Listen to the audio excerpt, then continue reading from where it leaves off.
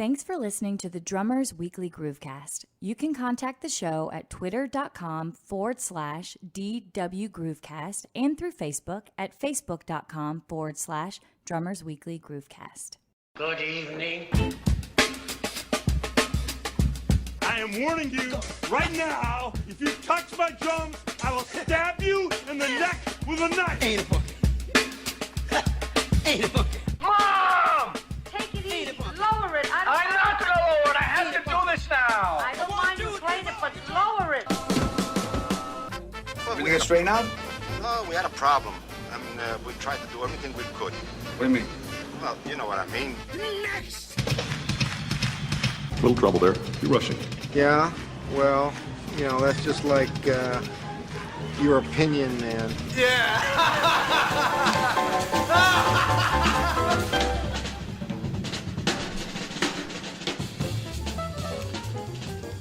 Hey there, Groovecasters. Phil here from the show. As always, thanks for tuning in and listening. John and I just appreciate you guys to no end. We appreciate your emails and your Facebook messages, Twitter messages, and so on. If you read the description today, you know that this is a special day. It's interview day. We don't do them very often at all. And when we do, we want them to be special.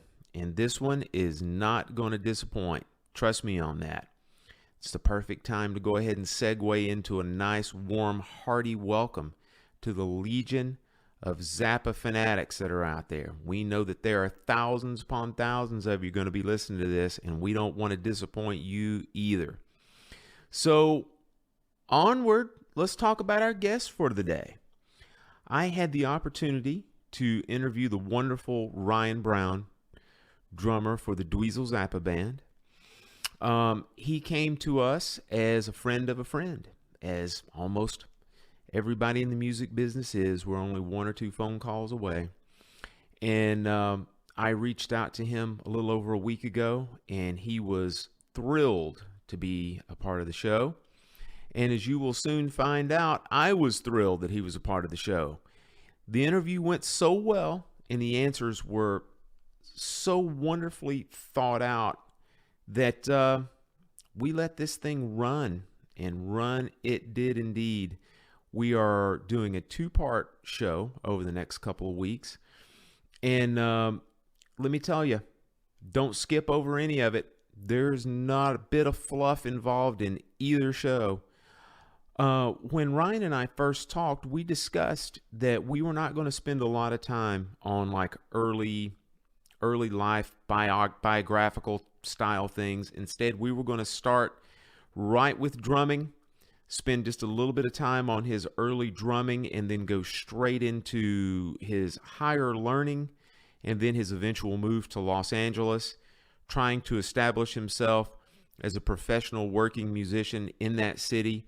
And then we talk about nuts and bolts. We talk about things like the cost of living in Los Angeles, practicalities of like where to live, where to practice, different gigs that you take to make ends meet. And he was candid and informative every step of the way. So do not skip any of this stuff. It is wonderful, wonderful information. And for the Zappa fans out there, you are certainly not going to be disappointed.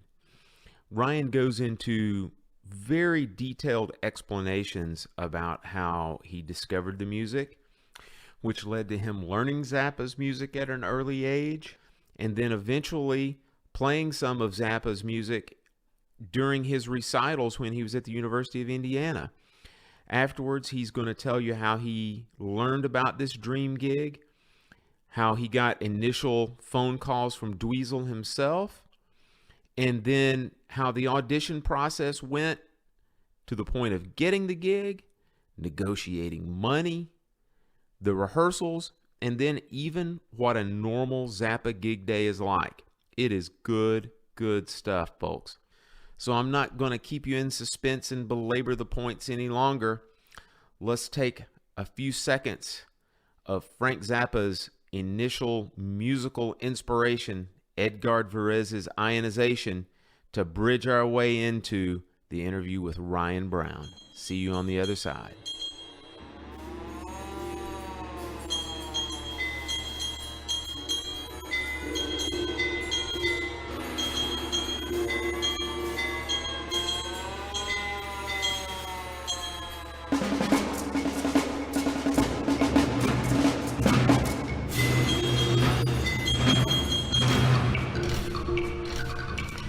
Happy Monday, everybody. It's Phil here from the Drummers Weekly Groovecast. And once again, the Groovecast mobile recording truck has hit the road. And we are down in Little 5 Points, Atlanta at the Variety Playhouse. We have a very, very, very special guest today. He's the drummer with the Dweezil Zappa Band. We have Ryan Brown on the show today. Say hello to the folks, Ryan. Hello, everybody. How's it going? Phil, thanks for having me. Excited to be here. Man, absolutely my pleasure. This is a great time to tell all the folks out there that Ryan is one of these folks that I've never met before, except I met him about 15 minutes ago. And to kind of illustrate the very small grapevine that is our music business, he was literally one phone call away. You've heard us talk about this before on the show, is that, one of the things about being in the music business, you need to be a good guy. You need to be a nice person because everybody knows everybody else, So I was able to give Ryan a call, knew he was coming through Atlanta, and he was very gracious to get back to me in a hurry. And so we went ahead and set this thing up today, and we got a lot we're going to talk about on the show. So without any further ado, we'll go ahead and get started. Ryan, we know you're from Denver originally when you grew up. So just give us a little quick background on how you got started playing as a kid. So the first drum set I got was when I was 3 years old for Christmas, a little Sears drum set. But the first drum that I got, and this is one of my mom's favorite stories, was from her brother when I think I was 6 months old. And he bought me a drum just to piss off my mom. What's the old Chinese proverb? Buy thine enemy's son a drum or something like that. I think I just butchered that, but yeah, no, exactly. That's good, man. Yeah. He was thinking, I'll buy Ryan a drum and he'll start playing drums and he'll really get under my sister's skin. And well, look what happened. But I didn't. It was just a toy drum, and I was a little kid, and I got my first drum set when I was 3. Yeah. When I was 3 and 4, I would play. And my mom is a great piano player, and she plays all kinds of music. And I would play drums on the little Sears drum set while she would play rags on the piano. And cool. So that was my first experience of playing with anybody. Was doing that when I was 3 and 4 years old. Wow. So how long you had the drum set when you were 3? Mm-hmm. How long did you go before all of a sudden you were like thinking, I've gone as far as I can go with this little set. Maybe I need to look into some kind of instruction. That's a great question. So I did that when I was 3 and 4, and that was kind of the end of it. When I was 4, it was a fun little toy that was around the house. I had a blast doing it. My mom and I would play together all the time. And then I broke the heads, and they were paper heads. I have a similar story. Yeah. And you can't replace them, right? Yeah. So you break the heads, and it's over. Yeah. And that was it. It was over. So when I was 6 years old, my mom had me start taking piano lessons. Cool. So that was it for drums for me. It was just a fun little thing that I did with my mom. We played together. It was awesome. And then I switched to piano, and she had me start taking lessons. So I played piano from the time I was 6 until 12. Okay. And in 4th grade, so when I was 9, I started playing trumpet, and I got braces.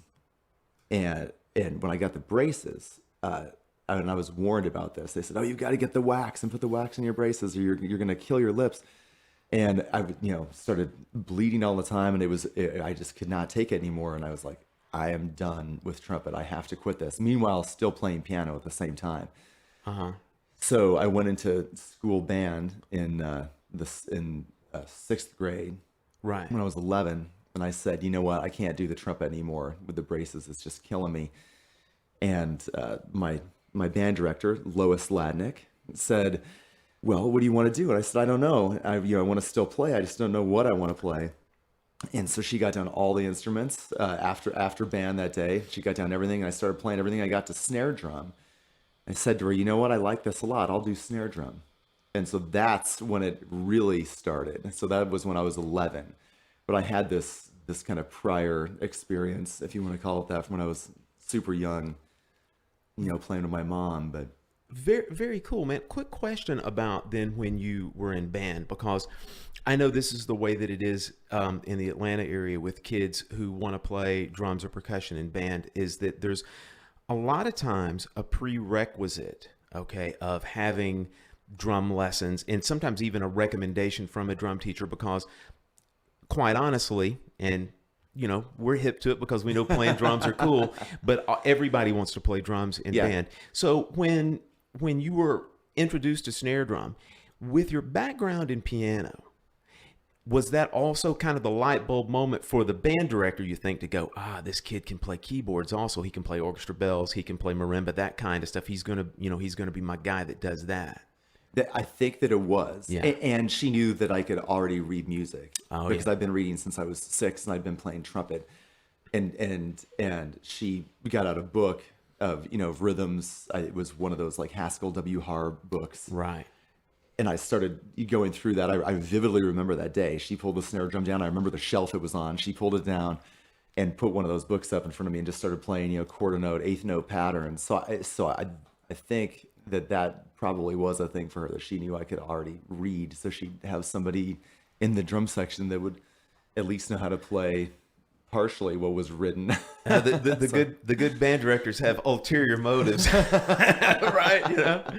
Yeah. So you did that for a while, and then I'm sure there had to then be a moment of like, okay, I'm in band and I already know how to read, but yet there are, of course, specific skills, technique-wise, and even just instrument-wise, that you probably had a realization of like, I need to find somebody that can help me with actual drums. So tell us about that then, like some of your first dedicated drum teachers. Yeah, definitely. So I started playing in the band, and she actually, Miss Ladnick, she said, you know what, you need to get a teacher if you want to do this. And I'd always been very serious about all this stuff, since I was 6. My mom had me in piano lessons, and I was taking trumpet lessons and doing all that. So I was already used to taking lessons for various instruments.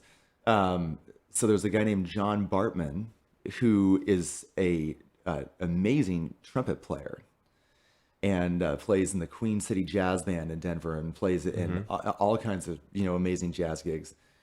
And he said, you know what, I'll teach you how to play drums. So he's actually a trumpet player.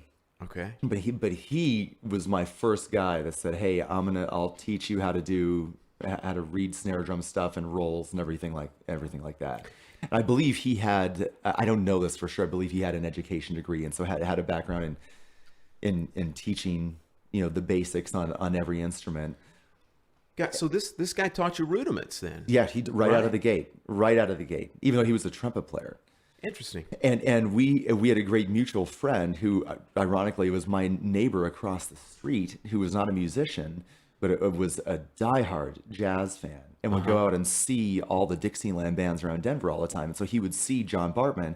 So we figured out immediately that he knew my neighbor across the street. And so I would go see him do these gigs, and he would teach me rudiments. But it was all no drum set. It was all snare drum, just only snare drum stuff. Interesting. So I guess his whole thing was then he was teaching you rudiments. Did he teach you like the traditional way of doing rudiments from slow to fast to slow, that type? Did he use any other methods though? Like say, Wilcoxon books or Goldenberg or any of that type thing? No, he didn't. I don't know if he really knew about that stuff. It was more like the Haskell W. Hart, stick control. Oh yeah. Was one of them, kind of like the go-to kind of starting books. Yeah. And with a metronome. Right out of the gate, have to practice to a metronome, slow to fast, all the rudiments. I can't remember, every year they add some. At that point, there were 24 or whatever. Yeah, so, right. Yeah. So then you did that for a while. Now, somewhere along the line, there had to be this kind of moment where you were like, drum set, I want to play full kit. Like, snare drum's cool. Yeah. When did drum set come into the picture then? So that was in 6th grade, and then Okay. I started middle school in 7th grade. 6th grade was part of elementary school. And he had told me, he said, well, there's a jazz band. When you get to 7th grade, there's a jazz band, so you could start playing drum set and do that. And I said, I would love to do that. So I didn't even get a drum set or start playing drum set until June, the summer before my 7th grade year. And I got the drum set June 25th. I remember the day. Cool, man. The first day I got that kit. Yeah. A 1965 Slingerland kit that I would kill to have back that I don't have anymore. That was the next question I was going to say. Please tell me you have that. You know, I wish. But since then, I've saved pretty much everything that I have. But that one thing, I wish I had that back. So when I started doing drum set, then John Bartman said, you know what? I'm not your drum set guy. So there was a music store in our neighborhood called DJ's Music Box. Mm-hmm. And there was a drum teacher there. We just went there. My mom asked them, and there was a guy named Dave Robnett. Yeah. Uh-huh. And Dave Robnett was amazing. And I started taking lessons from him that summer before my 7th grade year, all the way up through till when I graduated from high school. He was my guy. Wow. What did he show you? What did he teach you? So the first thing I remember was him exposing me to other styles of music, namely fusion. Yeah. Because I did not know anything about that. So just so you know, I'm an only child. Okay. So I have a lot of friends who had older siblings feeding them music. So I didn't have that. Me. That was Yeah. Okay, awesome. Mm-hmm. Right. Yeah, my brother's 13 years older than me, and that's one of the main ways I got started was going through his record collection. Yeah. See, that's awesome. Mm-hmm. Yeah, and I have a lot of friends in the same boat. So I'm an only child. Yeah. My mom listened to orchestral music all the time and piano music because she played piano. And my dad loves Motown and R&B. Yeah. There was basically no rock music, no Beatles, nothing. There was none of that. So Dave Robnett was the guy that was kind of like, okay, here's this other stuff. Now, even though there was no rock music like in the house, at the time, my favorite bands were like the Beach Boys and number one, Huey Lewis and the News. Bill Gibson. Okay. Bill Gibson. It's all about Bill Gibson. I'm going to try to get you starstruck. Okay. I've opened up for Huey Lewis and the News. Are you serious? Are you serious? Can I shake your hand? Totally serious. Can I shake your hand? Absolutely. There's a handshake going on right now, guys. Yeah. Bill Gibson. I love it. Yeah. Great player. He really is a great pop and rock player. Yeah. Super solid. Yeah. I look back on it now, and that was the first thing I ever played along with. The first tape I ever played was sports. It was Huey Lewis and the News sports, and then Awesome. all the Picture This and all the other Huey Lewis stuff.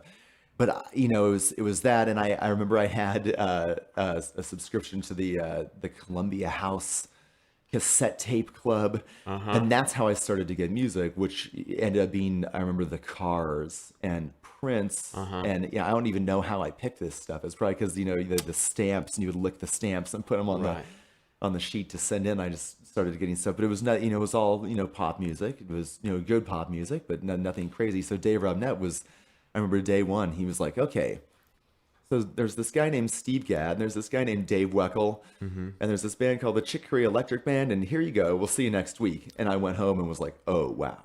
Yeah.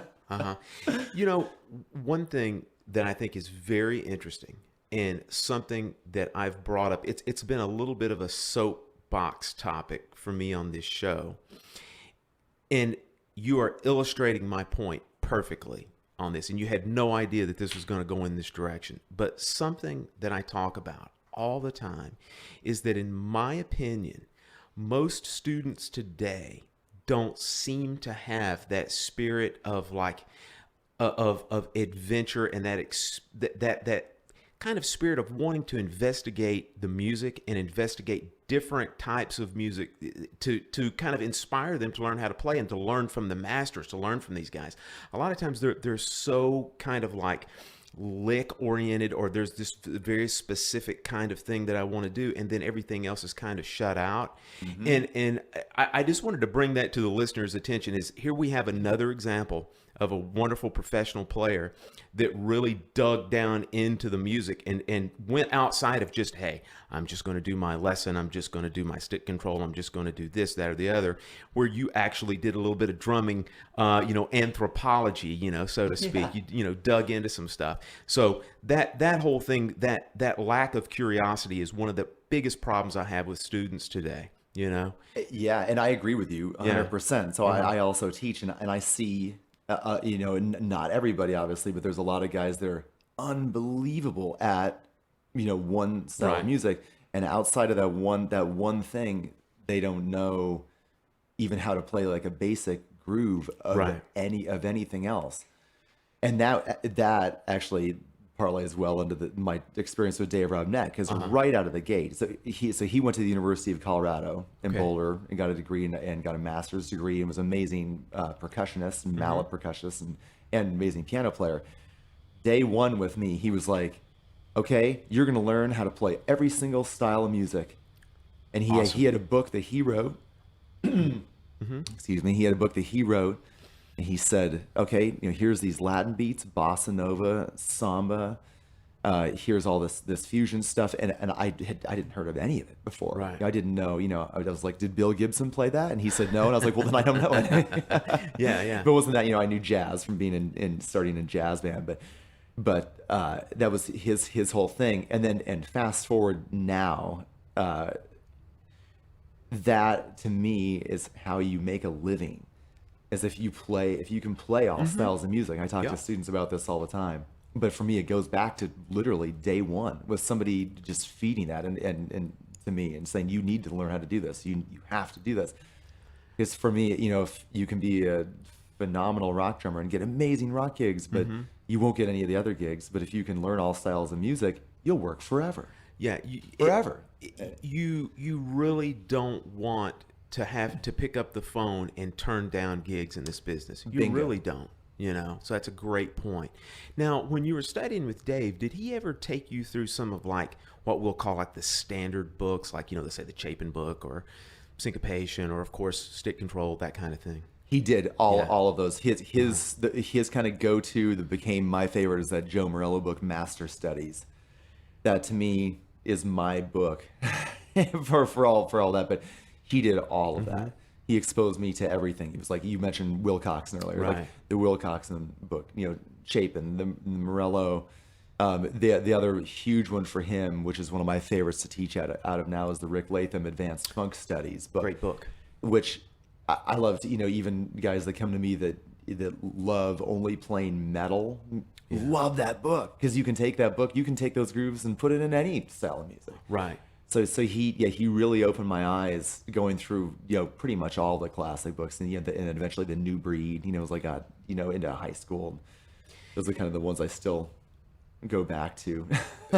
Man, I tell my students that, and I've actually done a show on this also, that if you are a serious student and you seek out a serious teacher to help you get to whatever your goal is, whether it's, of course, to be a professional player or to get into college or any kind of institute of higher learning, there's a series of books that if this teacher is not familiar with them, you need to leave a silhouette in the door, man, and get out of there. Because I say, look, a good qualified teacher, I don't care if he's teaching in LA, New York, Chicago, Atlanta, London, or Tokyo, there are certain books that you need to know and be aware of.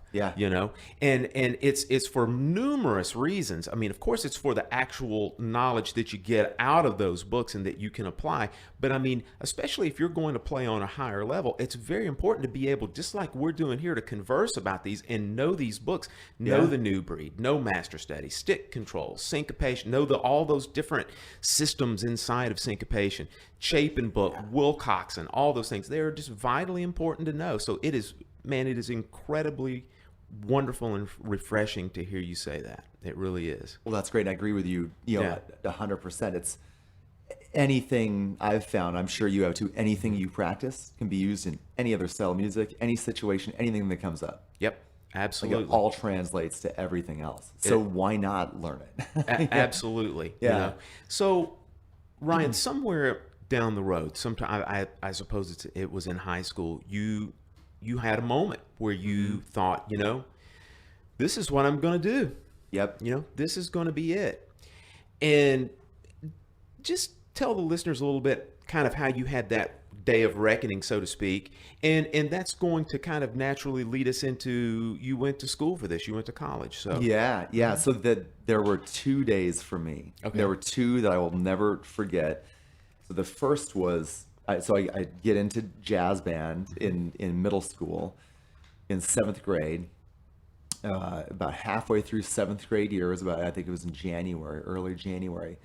The other drummer, who was 1 year ahead of me, and his name was Rich Lida. I have no idea. I haven't talked to him for 30 years. I should try to find him. Yeah. I remember he came to school and he said, "Hey, there's a drum clinic at this store," and it was a store in Denver called Pro Sound. There was another store called Rupp's Drums, which I bought almost everything at, and these two stores had tons of drum clinics. And going to drum clinics for me was a massive thing. But this first day, I had no idea what it was. Right. And he said, "Hey, there's this drum clinic. My dad's going to take me. Do you want to go?" And I was like, "What's a drum clinic?" So he explained it to me, and it was Greg Bissonette. I had no idea who Greg Bissonette was. I didn't know anything about anything, right? So we go. I talked to my parents. My parents were like, "Yeah, sure, of course, go." So I go to this clinic, and watching Bissonette, and it was on the Skyscraper tour, the David Lee Roth Skyscraper record. Right. And he was playing along with a bunch of songs and did solos. I'd never seen that, and there was no YouTube. You didn't have any exposure to any of this stuff. I hadn't seen, I think I'd seen 2 concerts, literally. It was the Beach Boys and Huey Lewis, like I mentioned earlier. Mm-hmm. And over the course of that clinic, I remember watching him and just saying, "That's it, game over. I want to be that guy. I want to be this guy. This is the greatest thing ever." And so the next day, my mom and I went to the mall, the South Glen Mall, and went to Taco Bell for lunch, and then went to Music Land, and I bought Skyscraper on cassette tape. And for me that record, that was it. I was too young to know Eat 'Em and Smile yet. The first one, so I got in on Skyscraper, and it was over. It's all Greg Bissonette. That was, I want to say that was in January of '88, something like that. Right. It is amazing to me that I've asked several people, not just on the podcast, but I've asked several friends similar questions before about, when did it become obvious to you? Everybody remembers, and everybody remembers in that kind of a detail. Went to Taco Bell. I had a chalupa. But it is unequivocal. Everybody remembers that. That is such an important part of our lives, Yeah, it's like I remember I remember the whole day. I remember what the sun looked like coming through the window in my parents' house. Yeah, I remember putting it on the boombox and listening to it and just being just like, "Oh my gosh, like I've never heard anything like this before. I'd never heard hard rock music." Right. So that was the first day. So that was the kind of like, I want to be this guy, but I was still young enough to where it wasn't like a life commitment, right? For like being a profession. Yeah. It was like, I'm gonna play drums. I want to be that guy, but still, maybe uncertain on the profession side of it. So the next day, the second day for me, June 22nd, 1990. Incredible.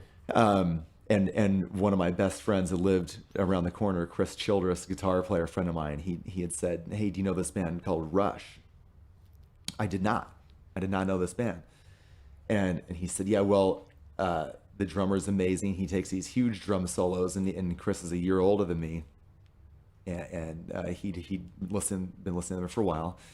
I didn't know anything about him. Now, this was very fortuitous, but I grew up right next to a venue called Fiddler's Green, it's like an outdoor shed venue. Right. I don't know what the equivalent, maybe there's like a Verizon Wireless here.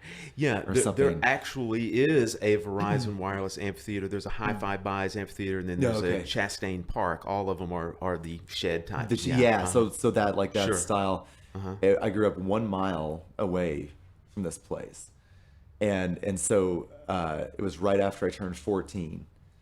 And Rush was there on the Presto tour, and he said, "Hey, we gotta go. So we convinced our parents to let us walk over by ourselves when we were 14, he was 15 to go to the Rush show, and watching that show, that was it, game over. I was watching them play and I was like, all right, I'm doing this for the rest of my life. Incredible. You know, one thing about Neil Peart is that he is the proverbial lightning rod, you know, for a lot of, you know, for good and bad. But I'll tell you, there's one thing that is undeniable about this guy is that he is instrumental in sparking career after career after career and interest in drumming. Yeah. I mean, that is absolutely undeniable. Even his harshest critics, you know, cannot deny that, you know, because he was instrumental for me as well. Absolutely. Awesome. Yeah. So that's fantastic. So now this happened to you. All right. So there had to be the time where you're like, okay, now I'm going to go to a school of higher learning. I'm going to go to some kind of music school. Describe your thought process on that, of like when you decided you were going to do this, and then what were some of the schools that you looked at? Yeah. So the first thing, and I think one of the biggest things for all of us, is parental support.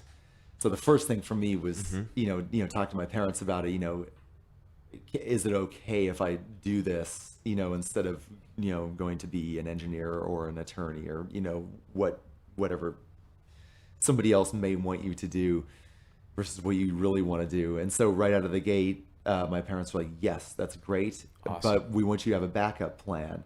So maybe you could get a double major, get a minor in something else. I was like, that's fantastic. You know, whatever, you know, I know I want to do this. So I wanted to go somewhere where they had an amazing music school, amazing jazz department and orchestral department, and a professional drummer teaching there. And that immediately led me to two places, which is Indiana, where I ended up going. And Kenny Aronoff was the drum set teacher there. David Baker was the head of the jazz department, and it's a great music school. It's a great orchestral school. Northwestern was another one. Paul Wertico was the drum set teacher there, who I met 2 weeks ago for the first time. I told him this story. I just told him Paul Wertico, who at the time was playing with Pat Metheny, was there, and that was a great school. And I looked at University of Michigan. Michael Udow was there teaching orchestral percussion. I looked at University of Miami and some other places.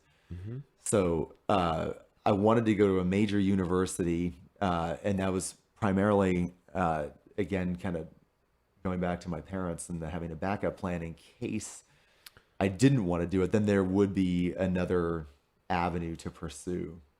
So in case I decided not to do music, I could stay at the same place and get an engineering degree or whatever, you know, whatever it is. Gotcha. So that's kind of why I was focusing on you know, large size schools that have lots of things to offer. And then I did an audition tour and ended up going to Indiana, Northwestern, and Ohio State. Okay. And Michigan. Sorry. Yeah, those four in the Midwest. Did that, and Dave Rubnett helped me, you know, the whole time, you know, going through all those books and my audition pieces. You know, there's a bunch of orchestral stuff, but the Dave Weckl stuff from Contemporary Drummer Plus One. Oh yeah. Garden Wall. Yeah. You know, I love it. Yeah. Now that you mentioned the cat's out of the bag on the audition tour, it's fascinating to me to have you describe the different auditions, because I mean, I know what I did when I auditioned at the schools that I went to. Tell me, kind of just in a nutshell, at these different places that you went, obviously you auditioned with Garden Wall, I guess is what it was, but what were some of the other requirements that they had, and like roughly how long did you have like people looking over your shoulder? Was there a panel of people that were looking at you? Just a rough idea. Yeah, so at Indiana there was a panel. At Michigan it was just for UDOW, and there was a panel the other two schools too. I think it was 3 people at each of the schools that had the panel, and I had to do a piece on pretty much every instrument. I had to do a snare drum etude. I did some Anthony Cerrone. Portraits in Rhythm. From Portraits in Rhythm. I can't remember which one. I should be able to remember that. I could probably play it, but I don't remember what number it was. There was a timpani piece There was a 2 mallet piece. There was a 4 mallet piece. Cool. There was the drum set piece, and then there was playing all styles of music. Mm-hmm. So it wasn't just I did Garden Wall. I think I did Island Magic also from the Weckl, from the Contemporary. That was in Drummer 7, Plus. isn't Yeah, it? it was the one in 7. Yeah, Mm-hmm.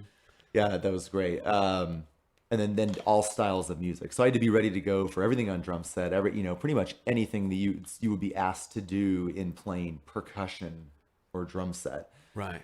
For all of those schools, even though I wanted to be a jazz major. Right. And I still, I wasn't totally sure, but and I ended up doing a ton of orchestral stuff in Indiana. Mm-hmm. But I had to be ready for everything. Certainly. So, yeah. Well, that's interesting, man. When you auditioned at these different schools, did you, after you auditioned, did you go ahead? I'm not sure if you actually applied to those schools beforehand or if you just went and auditioned and applied afterward. But what I'm getting at is, did you get accepted to all of them? Were there some that you didn't get accepted to? I got accepted to all of them except Northwestern, and that was because of an academic thing. Because it's an amazing academic school. My GPA in high school was like a 3.4, and 3.4 wasn't good enough to get into Northwestern. But I got into all the rest of them. But when I went on the audition tour, I knew immediately when I went to Indiana, there was something about the campus, there was something about the feel of the place, not even counting meeting anybody there yet, that when I stepped foot on the campus and then started meeting the people, I immediately knew. I was like, this is where I want to go. This place is great. And then I met, Wilbur England and Jerry Carlos, and the guys in the percussion department, and David Baker and Dominic Spera, who was a trumpet player there. And I knew, my parents knew. We were like, that's it, Indiana. So we're packing up. We're going across country. We're going from Denver to Bloomington, right? Yeah, yeah. So you get there, okay, and you're getting settled into school and whatnot. Let me just ask you this right up off the bat. Were you a fellow that liked classes? Because, I mean, it's funny. A lot of times you can kind of separate people right down the middle. It's like, I'm here to play. And then there's other people that are like, hey, man, I dig theory and ear training and orchestration and all this other stuff. Well, how did you feel about your class work? And you're right about that drawing a line thing. Yeah. I loved it. Mm-hmm. I loved it. And I think for me, it went back to playing piano from the time I was 6 on. So I'd always had a theory background. I was always interested in that. And I grew up around orchestral music all the time, with my mom listening to orchestral music. So I love those classes. I love the history of music classes, and I love history classes in general, just seeing, where, whatever art form starts at and how it gets to the next place. Right. And how painting will affect music, will affect whatever, and how, everything is, affecting each other. Certainly. I loved it. So now with going into a large school of music like this, that, obviously there is an orchestral side and then there is the drum set / jazz side of things. Something that I want to bring across to the listeners that may not be aware of this, of how this actually works, because I think there could be a lot of kids out there that think that you just roll right in and all you do is play drum set, right? And not realize that, yeah, you do have your drum set lessons, but you do have, the orchestral side where for the most part, for me, in my undergraduate studies, the first couple years were significantly more toward the orchestral side, like keyboard, timpani, that type thing. So when you first got there, how was that? I mean, did you roll immediately into taking lessons with Aronoff, or did you do some other things prior to and then kind of work your way into it? That's a great question. So studying with Kenny, there was a list. There was a wait list to get in with him. So I had to wait for a few quarters, but I started taking lessons with him on the side, like paying him to take outside of school lessons. Yeah. So I met him right away, but had to wait. But tons of orchestral stuff. So even though I was a jazz major, I had to do all of the same requirements as a person who was getting an orchestral percussion degree, all of them, plus all the jazz classes. So it was tons of orchestral stuff at first, and all the classes were theory classes and history of Western music, classes and medieval music and chant, You know, Do you remember your Goethe? yeah, yeah. Sammartini and all these guys. Yeah. So, you know, it was all about that. There was jazz stuff with David Baker and Dominic Sparrow too, but not a lot right in the beginning. So you know, at the beginning it was more just a history of music per se, which I'm very grateful for, just to see just how, you know, from the history of time, just how everything got to where it did today. Right. So some of like the let's talk real quickly about some of the things that your orchestral studies involved. Did you do a little bit of everything from the standpoint? Did you do keyboard, percussion, timpani, orchestral snare drum, accessories?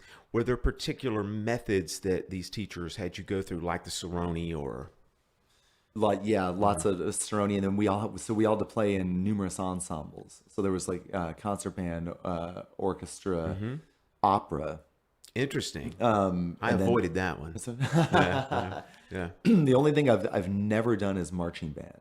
That's the Same only thing. here. That's really interesting. Yeah. Well, there's not a lot of us. Yeah. 'Cause, yeah, I know in high school, after I graduated high school, you had to do marching band to be in jazz band or anything else. But yeah, it's interesting. Yeah, that's the only thing I never did. But you know, tons of focus on and like the Fink snare drum etudes. And, you know, all kinds of solo timpani pieces and, you know, solo vibe pieces. And then that ended up going into jazz vibes. Yeah. You know, playing, I remember like Desafinata was one of the first tunes I ever played on vibes. Cool. But my piano background helped a lot with that. But there were definitely, you know, specific methods. You know, Indiana's a very hardcore orchestral school. So, Right. So, you know, it was, you know, super technique based. Right. And so after doing this for a while, eventually, and I know you had studied privately with Aronoff, somewhere along the line, it kind of worked yourself into where you were in school studying with Aronoff as well. What were the methods that and the different styles that he had you work on? I know that he was a student of Gary Chester, so he knew the new breed. I'm sure that was part of it. Go ahead and let us know what you studied with Aronoff. yeah, so new breed for sure. The syncopation book, and you mentioned this earlier, taking the syncopation book, the exercises 1 through 9, pages 37 on, and doing the Alan Dawson thing, which is very new breed-ish. Right. So tons of that, coordination exercises, lots of coordination exercises, you know, like the new breed. And for those of you that don't know, like playing an ostinato with one limb, you know, or 3 limbs, then reading a line with another limb, separating all of your limbs out.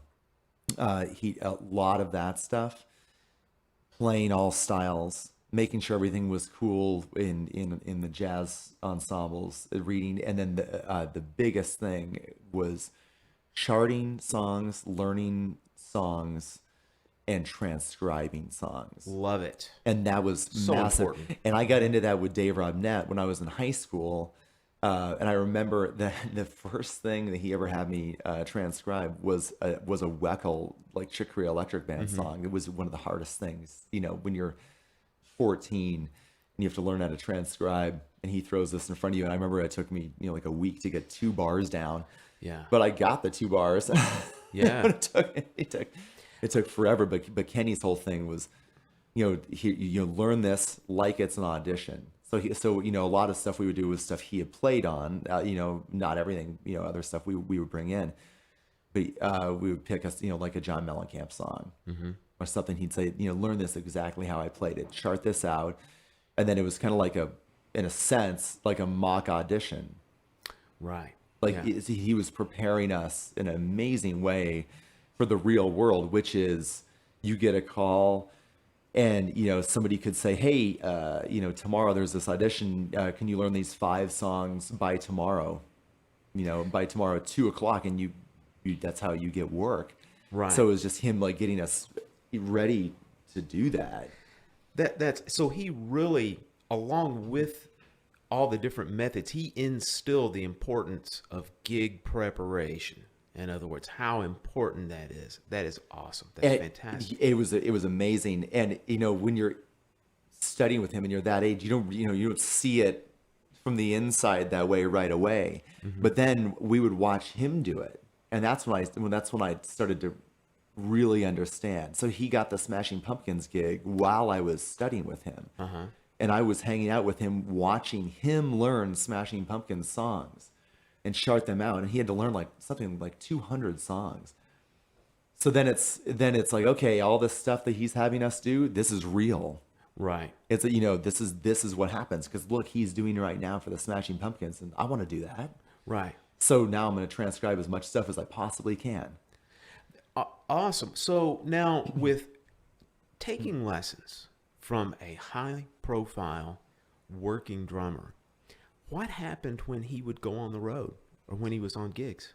So that's the million-dollar question, and that ultimately led to him not teaching at Indiana anymore. And he went to Indiana, Right. and at the time he lived in Bloomington. He got an orchestral degree there, and not a lot of people know that, but he was an amazing Timpanist, percussionist, right? timpanist, Yeah. and mallet player, and he was on the road with Melissa Etheridge, Joe Cocker. When I was with him, it was kind of the post Mellencamp days, and he would be gone for long stretches of time. Then he would come back in town, a month later, and then we'd have 4 lessons in a week, and then he'd be gone for 3 weeks, and then we'd have 3 lessons in that week, and we loved it. I mean, because we're studying from this guy who's doing exactly what we wanted to do. There were about 10 of us or so that were studying with him at the time, and we had no problem with it. But the university did ultimately, and I understand that. I mean, I totally get it. We didn't want it to end, but ultimately it did. That did end. But then I kept taking lessons from him outside of school. But he was no longer, quote, Professor Aronoff. Right. So that happened anymore. You're saying that happened while you were in school? That happened then? while I was I there. gotcha. That did, I yeah. gotcha. So yeah, when I started, I was on a wait list. I eventually got in with him. Then eventually, he was on the road so much that it just didn't really work for the university for him to be there. Right. Which, makes sense from an academic standpoint. I get it, but it ended up working out for me because then I was taking lessons from him on the side, and then also having another teacher, doing orchestral stuff in school. So Right. Yeah. Did they replace him with another drum set centered teacher there? They did, Yeah. and then that eventually became Steve Houghton after a couple of years. Is he up there now? He's there now. Yeah. I didn't realize that. Yeah, and that happened after I got there. There were a couple of interim guys that were there until they found the permanent guy, and now Right. it's Steve Houghton. He's been there for a long time. I want to say maybe 10 years, Right. or 12 years. It's been a while now. Yeah.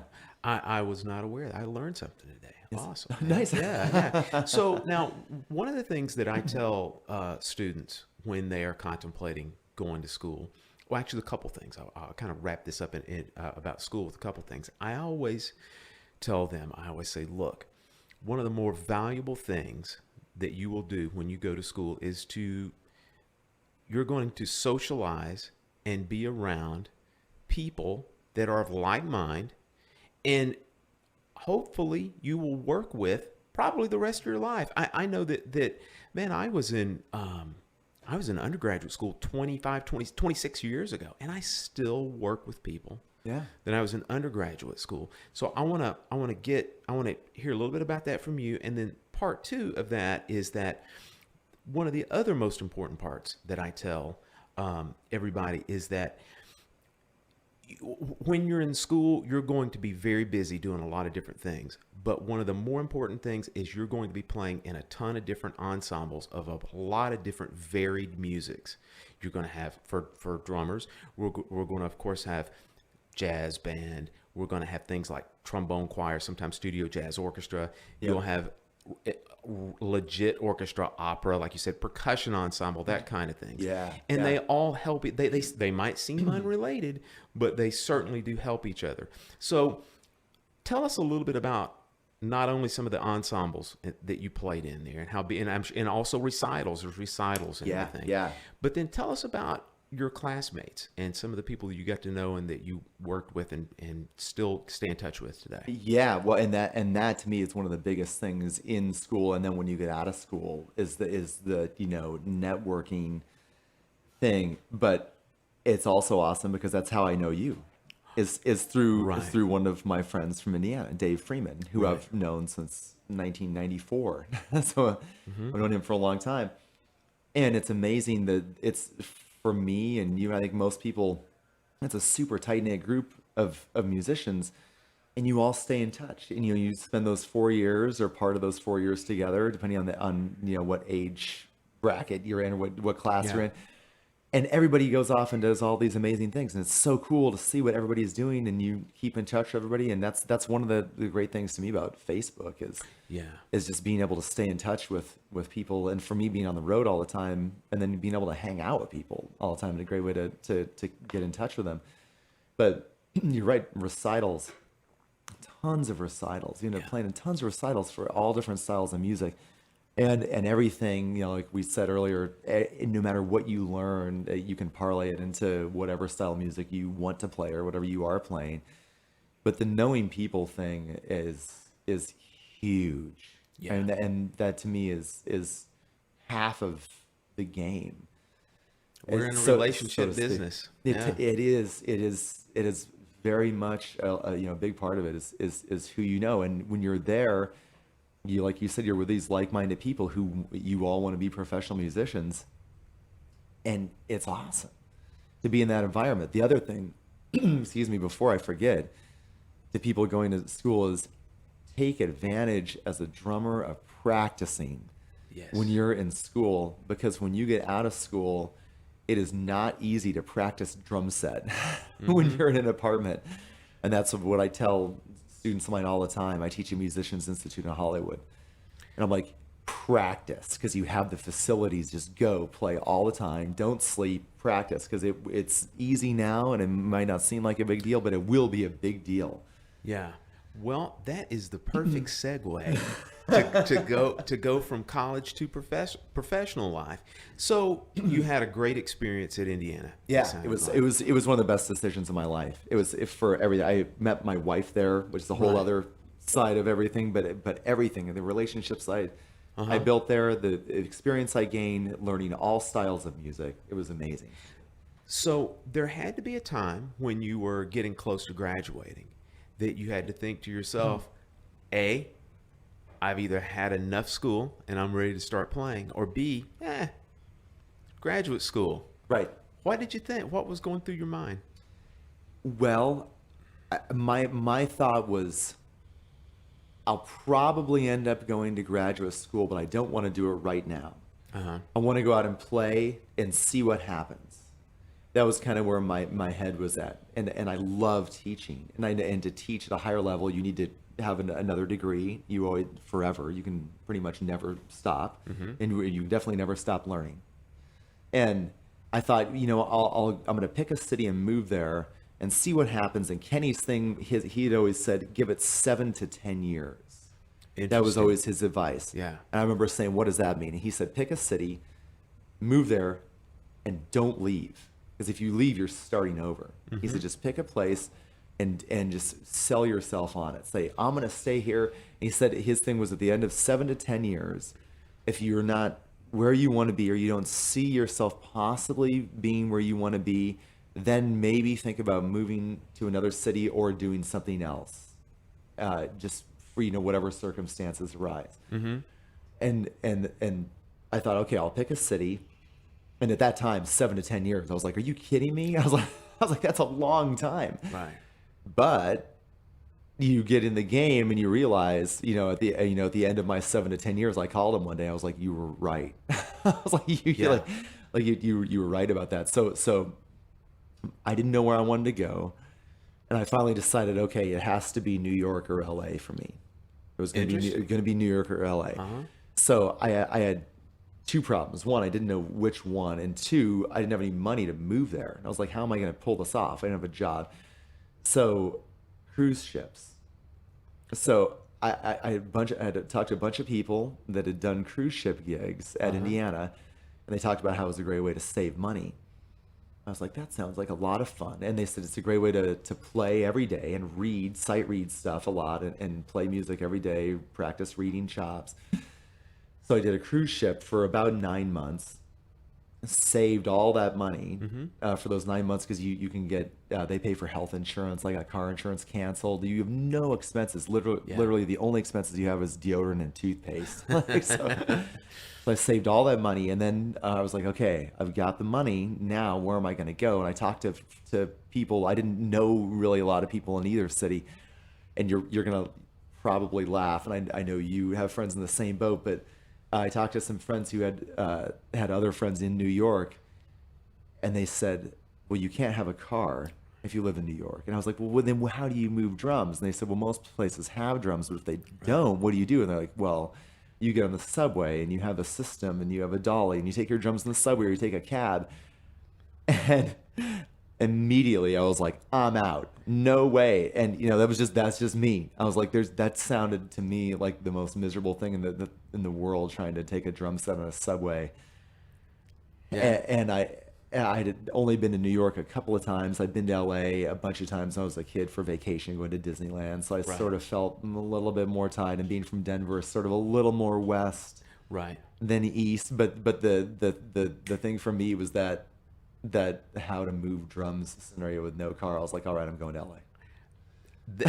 Hey, let me tell you, everybody's got a reason, right? That sounds as valid to me. That's great. So then 9 months on the cruise ship, we're off to LA. Yeah. Okay. So when you get there, all right, you've got to find a place to live. Yeah. And hopefully find a place, like you said earlier, find a place to practice. Yeah. Just kind of, this is real nuts and bolts stuff. This is real practical stuff. Nobody ever really asked Dave Weckl these kind of questions, although I would love to. I would love to ask. I would love to also. Right, Right. So what do you do? How do you? Because for folks who've never been to LA is an interesting place. It is absolutely enormous. When you think of LA proper, that's just the very, very beginning of it. It just goes and goes and goes and expands and expands and expands. And so much of LA just covers all of pretty much Southern California. And so there's so many choices. And for the most part, especially comparing it to Bloomington, Indiana, it's quite expensive. Yes. Right. So what was your thought process on where I'm going to live and what kind of housing I'm going to get involved in to where I can try to practice? Right, and this is a huge thing. You're right. No one thinks about this. So I didn't know basically anyone in LA. Like, I had a couple of mutual friends of friends that were there. One of my best friends in the world, Mike Depke, who's a killer drummer who went to Indiana and studied with Kenny, was in a band at the time called Hair of the Dog. And he was on the road, and they were based out of Los Angeles, and he was going to move to Los Angeles from Nashville.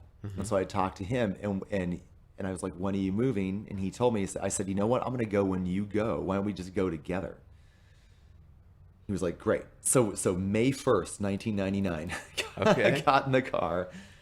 I drove there from Denver. He drove there from Nashville, and we got there and stayed at the Holiday Inn. Got a room together, and then he had a bunch of work going on because he already had a band. He already had stuff happening. Right. I had nothing going on. So he was whisked away into tour life. I stayed in the hotel, and I found my own place to live, and I had no idea where to go. Now, he had suggested the Valley, which is the San Fernando Valley, which is like the north side of Los Angeles, Studio City, Sherman Oaks, Burbank, Encino. There's a whole bunch of places in the Valley. Right. And he had heard that that's where a lot of the music stuff was happening. There's a lot of studios there. I talked to Kenny. Kenny said, yes, the Valley is a great place to go because there's a lot of studios there, and that's ultimately what you want to do. So Mike and I get a hotel room at the Holiday Inn in a Universal City. We stay there, and then he goes off and does the road, and I started looking for apartments, and I had to find one right away because it's not cheap to live in a hotel. Right. And I quickly figured out I had about enough money to live for about 3 months and not do anything. So I found a place in Sherman Oaks in the Valley, and moved into a 1-bedroom apartment in Sherman Oaks, and ended up living there for 5.5 years. Interesting. And it was just sort of luck that I just picked a great area. And I found this apartment. Mike was on the road. I had no idea what to do. So the first day after I got that apartment, I went to Guitar Center in Sherman Oaks. I went up to the drum department. I said, "Hey, I just moved here. What should I do?" And I wish now I knew the guy that was working there. And he was like, "You what?" Yeah. I said, "No, I just got here. What do I do?" And he said, "Well, there's a club next door called Cafe Cordial. Simon Phillips is playing there tonight." And I lost my mind because I just moved there. I just moved to Los Angeles. Simon Phillips was one of my all-time favorite drummers. I was like, "Oh my God." I was thinking, it's probably $50 to get in. How much is it? Free. Yeah. No cover, no drink minimum. And I was like, Los Angeles? Yeah, here we go. Going to see Simon Phillips, day one. Yeah. Right out of the gate. So I went to see Simon Phillips that night, sat at the bar, and just started talking to 3 dudes at the bar. And I'm still to this day, 17 years later, great friends with those 3 guys I met the first day. Amazing. That I moved there just because the dude that works in the drum department at Guitar Center said, "Hey, go check out this gig." So that is an amazing story, man. Okay, you got there and you knew less than no one, right? What was your mindset at that time as far as like the kind of gigs or any gig that that you want to play? At that time, were you really focused on, look, I want to find these kind of people to play with, or were you just like, I got to play anything, give me anything, I'll do it? That was me. Okay. I need money. Mm-hmm. I don't care. I love playing all kinds of music. It doesn't matter. How do I find gigs? Yeah. So the first thing I did was, and this is funny, this doesn't really exist anymore, but I got the Yellow Pages. Mm-hmm. And now there's an online version. There's definitely a way to do this now. And I looked up anything to do with entertainment agencies, studios, anything. Went down the list and called everyone in the Yellow Pages. Mm-hmm. Everybody. And, probably 80% of them were like, "Sorry, kid, good luck, And the other 20%, they were like, "All right, send us a tape." It was all cassette tapes. They're like, "Send us a tape." So I sent out a bunch of tapes to that, whatever, 20% of those people. Of those, like 5 called back. Of those, 1 I got my first gig from. Cool. Jim Johnson. I still play with him. I have a gig with him in like 3 weeks after I get back to Los Angeles, 17 years later. And then it was just trying to get your foot in the door and convince someone that you're worth taking a shot at.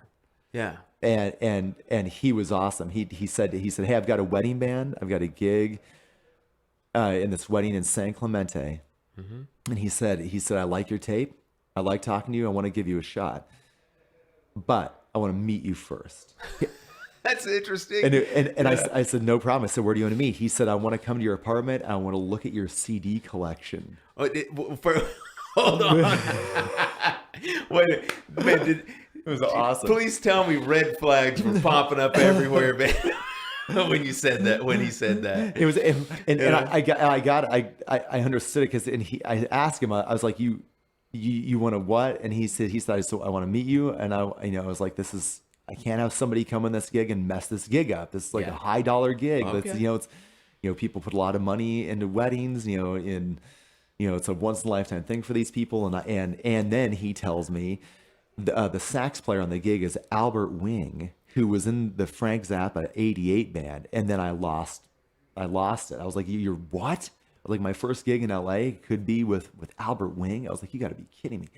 And he was like, "I just want to make sure." He's like, I like your stuff. I want to just see what you listen to. Then he kind of wanted, and it made sense later. He wanted to make sure I wasn't kind of BSing my way through the whole process. Yeah.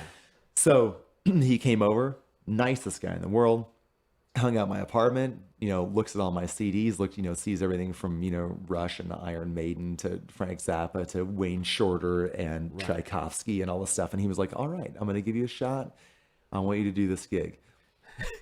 First tune of the night's going to be Flight of Icarus. Then we're going to do Red Barchetta. Then we're going to do stuff from the Speak No Evil album. Then the Black Page. Yeah. Interesting, man. So that was my first gig, my first like real paid gig, and I have to tell you, so knowing that Albert Wing was on the gig, I took everything I had, all because I'm a diehard Zappa fan, that had Albert Wing on it, to the gig to have him sign. I waited after we played 2 sets, and then in that set break, then I went up to him. I was like, okay, I'm going to turn into fanboy for a second. I've only been in LA for a couple of months. And oh my God, I can't believe you played with Frank Zappa. Can you sign all this stuff for me? And he was the nicest guy in the world and signed all this stuff. And yeah, it was pretty hilarious. Cool story, man. Very cool story. So now again, here's another rubber meets the road question here. All right, where did you practice and where did you store your gear? Yes. Okay. So I had a small 1-bedroom apartment. All my gear was in my apartment. I basically had no furniture. I had a recliner and a bed, and it was just, and I had 1 drum kit. It was stacked up in cases. You know, at that point in time, I mean, as you know, as you get older, you start collecting gear. I didn't have a place where I didn't have money for it, so I had all my gear in my apartment on the 2nd floor of a 2-story building with no elevator. A walk up. Yeah, that's tough. Man, now I look back at that and I'm like, yeah, man. So my advice is live on the ground floor or make sure there's an elevator. We'll start with that for, things you don't really think of right out of the gate. As far as practicing goes, there are lockouts, and I didn't know what that term meant at the time. So places you can get that you rent monthly and you have 24/7 access to go practice. Now these rooms are expensive. There's no way I had enough money for that. And I didn't know anybody to share one with. My friend Mike was on the road. So there were hourly places. There's a place called Amp. There was a place called Sound Arena. And I bet there's places in most major cities. There were hourly rental places. There was like $12 an hour. And I don't know, I'm assuming now it's probably more than that. It's probably 15 or who knows, Right. or maybe it's the same. I don't know. So it makes you think a lot differently about practicing when you're blowing a lot of money on it versus when you're in school and you don't really think about it. You know, it's not free. You're paying for school, but it's accessible and you don't really see it that way. To then, I want to go practice for 3 hours. Oh, and it's going to cost me $36. And you don't have a job and you don't have any gigs, and all of a sudden it's a huge deal, and you learn to maximize time really fast. I like to tell my students, make sure you are practicing the things that need to be practiced. Yes. You know, not just mindlessly jamming. Yeah, that's Definitely. Boy, Yeah. And there's no truer sense to that than having to pay hourly to get that practice in. Yeah. So Yeah. that was a big wake up call. And I remember day one of practicing in an hourly room thinking, oh, wow, I think maybe I squandered some time in the past when I could have been practicing more. I mean, you can always be practicing more, but that is a huge wake up call when you have to pay for it.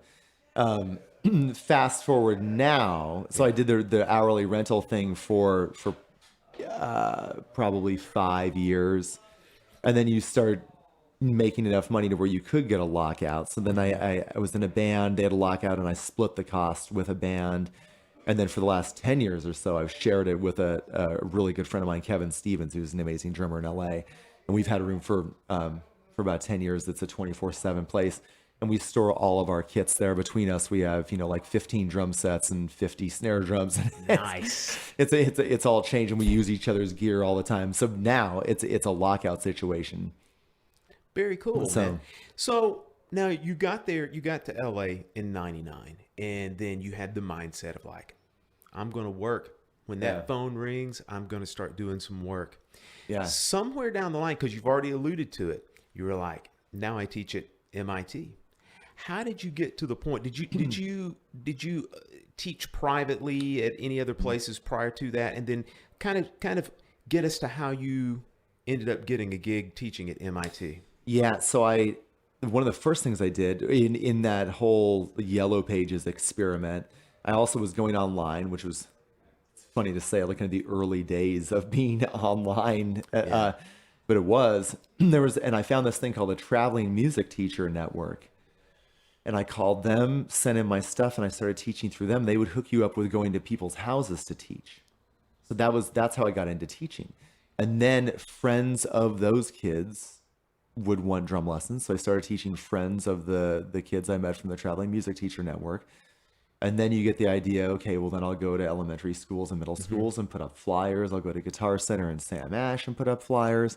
And I started teaching privately all the time. And then eventually, it kind of works its way up to hey, maybe I'm ready to teach, at some place, that offers like a degree, like an associate's degree, such as an MI or, whatever it is in whatever town you live in. And I went to, I went down there and met with them. And they said, yeah, there's a sub list, so you can be put on the substitute list. And then slowly they kind of work you in. So they get you kind of known to the students. And there's about 25 guys that teach drums at MI. Yeah. So that was, for you, that was almost like a cold call, right? Then, you just kind of went to them. It's just like, hey, I want to do this. I did, yeah. Yeah, there was, at the time, the head of the department was Tim Pedersen. And I just called him and went down there. And then realized that there was another Indiana guy who was teaching there, actually. And then, and everybody, like you said earlier, everybody knows everybody at the end of the day. You figure this out pretty quickly. So then I knew some guys that were teaching there, and then I didn't really have time to do it. And so the whole MI thing kind of took a while until I started teaching there full time, and then started subbing. I started teaching there full time in 2011. So a long time later, but I was doing tons of private lessons. There was a place in Beverly Hills that I got hooked up with from a friend of a friend, and just one thing led to another. One student led to another, led to knowing another teacher, led to subbing for him, led to teaching at another gig. And the whole drumming community is just a huge fraternity, and everybody throws people gigs all the time, and it's not a competitive thing at all, which is awesome. It's like all my best friends and home are drummers. So sure. So everybody throws work to each other, and then that ultimately led to me teaching at MI. So at MI, are you teaching private students, or are you teaching classes, or both? Both. Now I've had to be on a leave of absence for the last while since I got this gig. But when I have time, I go back and I still sub. But I was there for a good 3 years or so without having to take a leave of absence, and all of that reading classes. I actually helped write one of the new reading class curriculums, which was a great experience. Reading rhythm section workshop classes. I taught the jazz class. Tons of private lessons, LPWs, which is a live playing workshop class where all styles of music, and students learn on every instrument, learn a song, come in, don't know anybody in the room, and sit down and play, whatever song, Back in Black, whatever it is, with a bunch of musicians they've never met before. So I started teaching kind of everything, kind of right out of the gate. And there's numerous guys that teach all those classes too. It was not just me by any means. There's 25 guys that all kind of rotate through everything. So. In a normal quarter that you might teach there, how many private students would you say that you instruct? 10. I kind of was around 10. Level-wise, these students that you're teaching, do they have you teach a certain level, or are they students just all across the board, and you tailor the lessons to the level that they're at? Yes. So I would kind of tailor to whatever level they're at. And for us, it was more, and I eventually got into the placement process. And for us, it was more about finding the right fit musically for someone. So, if someone comes in and says, I want to learn Rush songs, then I'm a good guy for that. Right. You know what I mean? Sure. I want to learn Frank Zappa stuff. I'm a good guy for that. So you see, I want to do, speed metal, double bass stuff. I'm not the guy for that. Yeah. You know what I mean? Yeah. There's other guys that are there that are killer, Jeff Bowders and some other dudes that are great at that. So it's kind of finding the right person, and then then I do what I was taught, and immediately I'm like, you need to learn all styles of music. Right. We're going to focus on what you want to do, but you have to do this. All this other stuff. Do you want to work? Yes. Do you want to make a living? Yes. Is this what you want to do for the rest of your life? Yes. Then you need to learn how to play, a songo or whatever it is, Does the school dictate your private lessons from the standpoint of like, look, now you have to teach out of this book, you have to teach out of this book, or do they give you leeway on that? There's leeway. So the first thing is make sure everybody is good with the curriculum and their classes. Or so if I have a student in a jazz class, are you cool with the jazz class this week? Yes. Let me hear it. Let me check it for 2 minutes. Okay, you're cool. We'll go on to the next class. Are you cool with this class? Yeah. Once that's done, you want to learn how to play sinister footwear? Sure, let's talk about it. Yeah. So then it's kind of open to whatever anybody wants to do after that point. Nice, man. Now, having taught there for you're going on your 6th year, coming up on your 6th year, 6th year of teaching there. From a professional playing standpoint, has that teaching gig led to any other gig, like playing gigs for yourself? Well, yeah, because it's all about networking. Sure. And so there's a whole bunch of, there's 25 drum teachers, there's probably 50 guitar teachers, probably 25 bass teachers, and you end up playing with them in various contexts, right. And then you end up playing with them outside of school, and then you become friends with them, and then you play gigs with them. So definitely. So one of my things that I've learned in, not just teaching MI, but especially when you move somewhere and there's not a lot going on, I didn't turn down anything. I accepted every gig, even if it didn't pay, just because it was a great way to meet people.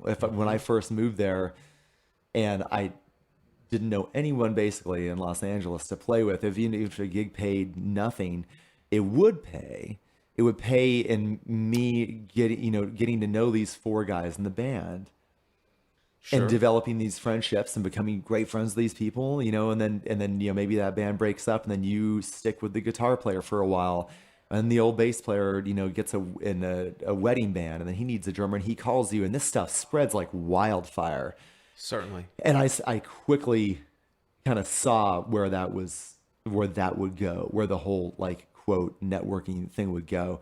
But to your question on the MI thing, definitely, because you end up playing with all these people at the school, right. Students and mainly the teachers, but also students get out of there and are phenomenal players and need a drummer, and they know you and they're comfortable with you because you've played in their guitar class or whatever. And right. All right, folks, that does it for part 1 of the interview. Thanks so much for tuning in. Next week, we're going to get into a little bit more about LA and then a whole lot more about the Zappa gig. If you've ever wanted to know the inner workings and the nuts and bolts of what it takes to work for a Zappa, tune in next week to get the inside scoop. As always, thanks for listening, and we value your opinion and your thoughts and ideas, so please reach out to us. Let us know how you feel. You can catch us at our email address, which is drummersweeklygroovecast@gmail.com. If you're a person who likes to talk in 140 characters or less, you can tweet us at twitter.com/DWGroovecast, or as the kids like to say, at DWGroovecast. And you can Facebook us as well, facebook.com/drummersweeklygroovecast. All right, until next week, part 2 of the Ryan Brown interview. We will see you then. Bye-bye. $50 paid your rent.